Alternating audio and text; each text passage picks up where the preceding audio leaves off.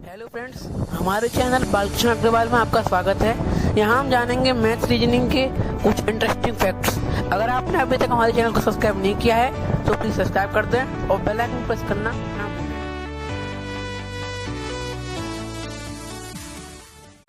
नमस्कार मेरे बच्चों, मैं 10th क्लास वाले भैया आपके लिए जो हमारा 6th चैप्टर ट्रायंगल्स वाला चल रहा है, इसकी फर्स्ट वीडियो में हमने सिमिलरिटीज के बारे में बताया था, सिमिलर ट्रायंगल्स के बारे में बताया था। इस चैप्टर का हमने आपको इंट्रोडक्शन करा दिया था अपनी पहली वाली वीडियो में। अब हम इस चैप्टर की मैंने शुरुआत कर रहे हैं, ठीक है। देखिए, सबसे पहला इसकी 5 थ्योरम्स हैं और एक थ्योरम बोर्ड एग्जाम में कंपल्सरी आती ही आती है, ठीक है। तो मैं अपनी पहले 5 वीडियोज में ये 5 थ्योरम्स को कराऊंगा अलग अलग। इस वाली वीडियो में पहले मैं आपको एक थ्योरम करा रहा हूँ। पहली वाली थ्योरम है बेसिक प्रोपोर्शनलिटी थ्योरम, या इसको थेल्स थ्योरम कहते हैं, क्योंकि इस थ्योरम को जो है थेल्स नाम के मैथमेटिशियन ने, ग्रीक के मैथमेटिशियन थे यूनानी, उन्होंने इसको दिया था, तो उनके नाम पर ही इस थ्योरम का नाम है थेल्स थ्योरम या बीपीटी। इसको शॉर्ट में क्या बोल देते हैं हम? बीपीटी, ठीक है। ये हम इसको बोल देते हैं। थ्योरम क्या है, एक बार उसको समझ लीजिए उसकी लैंग्वेज के according. If a line is drawn parallel to one side of a triangle to intersect the other two sides in distinct point, the other two sides, then it is parallel. Sorry, this line is divide the other two lines in same ratio. Means क्या है? ये कोई हमारे पास triangle है ABC,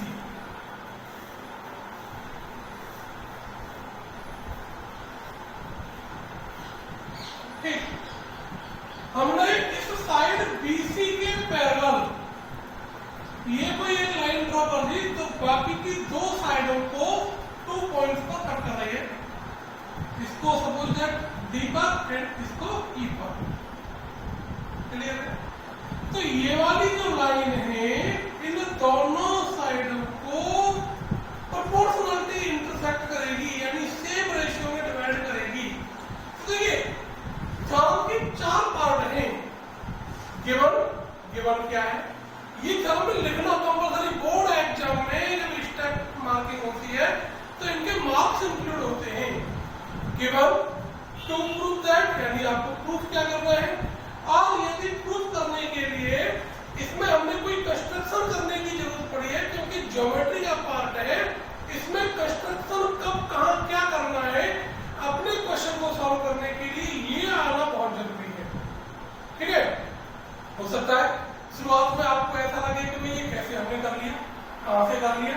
तो ये चीज केवल हमने आपको बताया, उसी के अकॉर्डिंग आपको चलना है, ठीक है ना, कि किस प्रकार का कंस्ट्रक्शन कहां पर करना है। तो कंस्ट्रक्शन के बाद में कंस्ट्रक्शन कंपल्सरी नहीं है, कुछ क्वेश्चन में तो बड़ा कम कंस्ट्रक्शन के ही काम चल जाता है, ठीक है ना।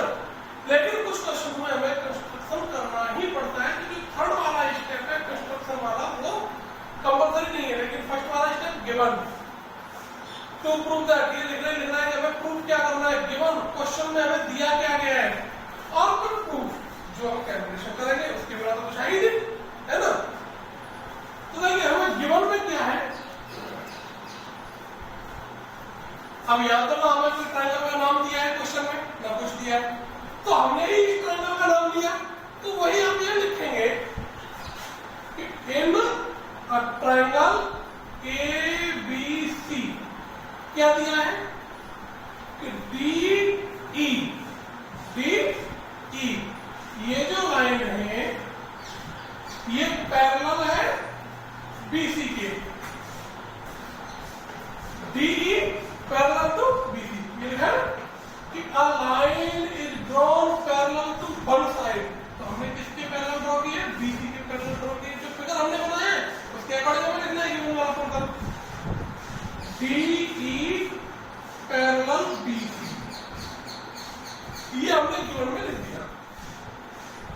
अब आपको प्रूफ क्या करना है, टू प्रूव दैट कि इस साइड ने DE ने, इस लाइन ने इन दोनों साइड्स को सेम रेशियो में डिवाइड कर दिया, यानी AD upon DB equal to AE upon EC, AE upon EC. Clear हो गया? तो ये हमें प्रूफ करना है। अब इसके लिए कंस्ट्रक्शन करेंगे। देखिए कंस्ट्रक्शन में हमें क्या करना, बी से ये जो हमारी साइड एसी है इस पर हमें परपेंडिकुलर ड्रॉ कर देंगे, बी एम। ई से एक परपेंडिकुलर ड्रॉ कर देंगे, ई एन, ए बी पर। तो क्या करना है कंस्ट्रक्शन में, ड्रॉ बी एम परपेंडिकुलर, ये क्या का बात है, परपेंडिकुलर का किस पर है, ए सी पर, और E N perpendicular A B, E N perpendicular draw कर दिया आपने ए बी पर, और ई बी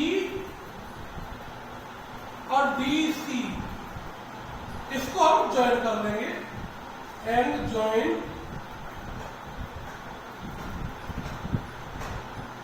बीई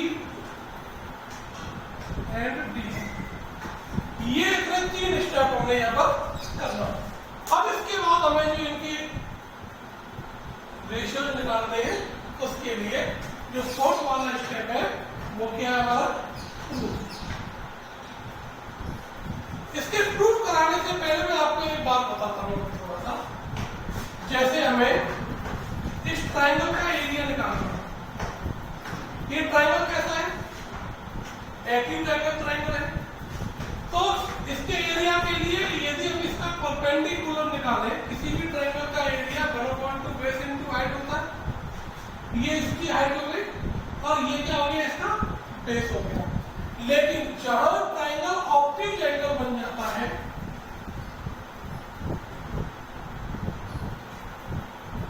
ये हमारा ऑप्टिक एंगल ट्राइंगल, तो इसके वर्टेक्स से इसके बेस का जो परपेंडिकुलर है, मान लीजिए इस ट्राइंगल का नाम ए बी सी, हमने यहां से इस पर एक परपेंडिकुलर ड्रॉ कर दिया ए बी,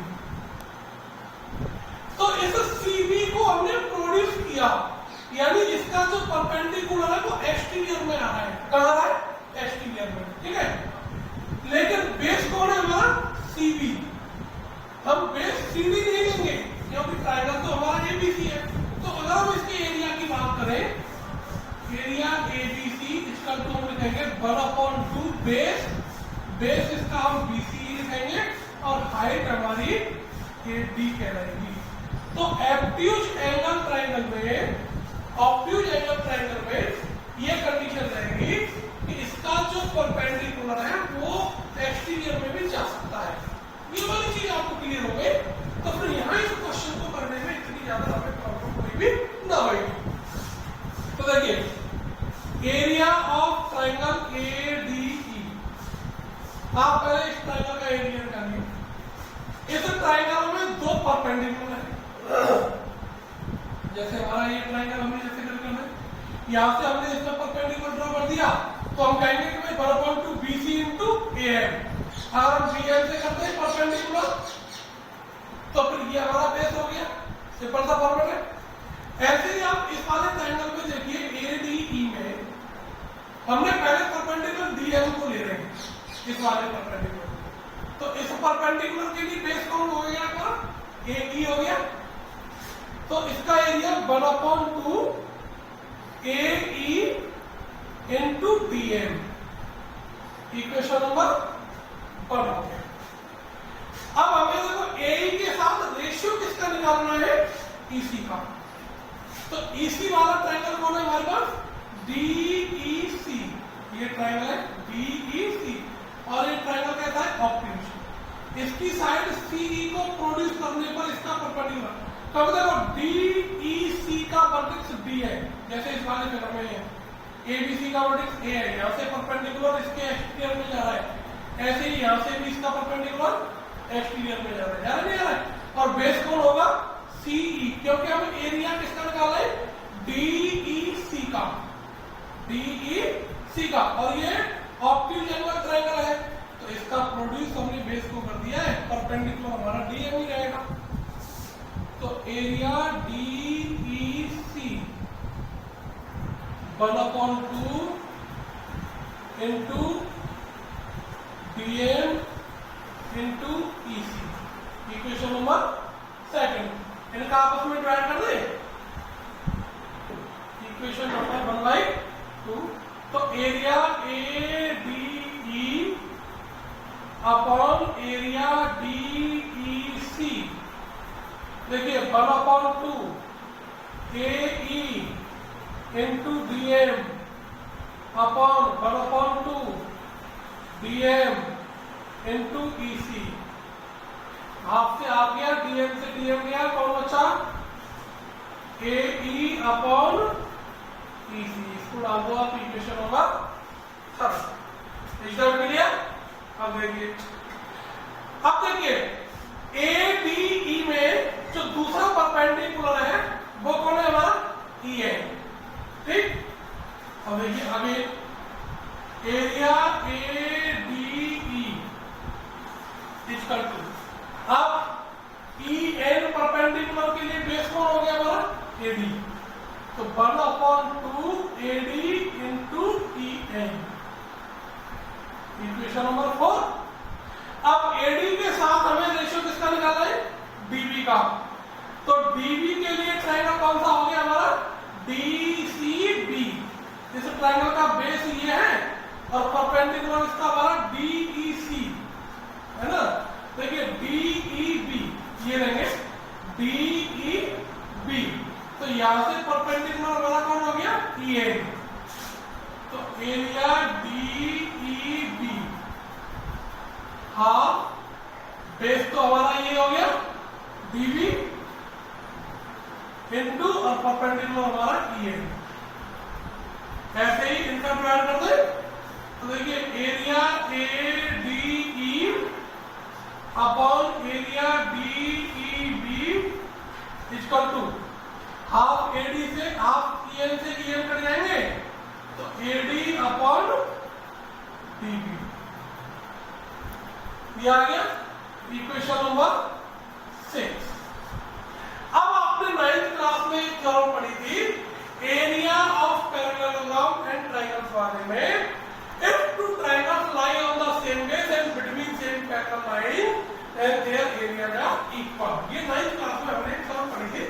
तो आप देखिए कि ट्रायंगल DEC और triangle DEB lie on the same base and between same, क्योंकि DE पैरेलल BC के क्वेश्चन में दिया हुआ है, तो यहाँ ये आपको लिखना है। जब हम थ्योरम प्रूव करेंगे, हम जब कॉपियां चेक करते हैं बोर्ड की, तो हम उसमें देखते हैं कि बच्चे इस वाली लाइन को छोड़ जाते हैं और इस स्टेप का मार्क इंक्लूड होता है। इन दोनों ट्रायंगल DEB और DEC का एरिया दिखाने का कैसे हुआ, स्टेप मार्किंग में इसका मार्क्स इंक्लूड होता है। इसलिए इस वाली लाइन को लिखना कंपलसरी है, अदरवाइज इस वाले पोर्शन के मार्क्स कट जाते हैं। Triangle DEB and triangle DEC lie on the same base and between same parallel lines, ये थोड़ा लिखा गया। So area of DEB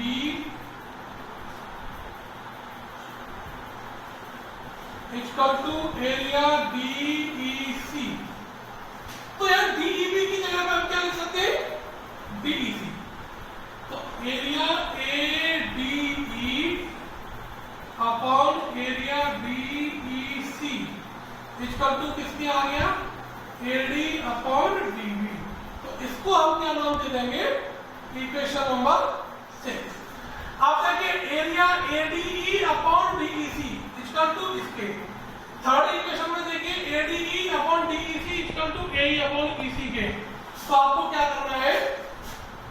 from equation number 3 and 6 दोनों की हम कंपेयर करा दें, क्योंकि AD upon DB equals to this and AE upon EC equals to this. तो AD upon DB equals to AE upon EC and 2. Clear? ¿Qué onda, muchacho? Arriba las manos, caballo moreno, penetra tu barrio. Te enseño rolas de rock, back frente.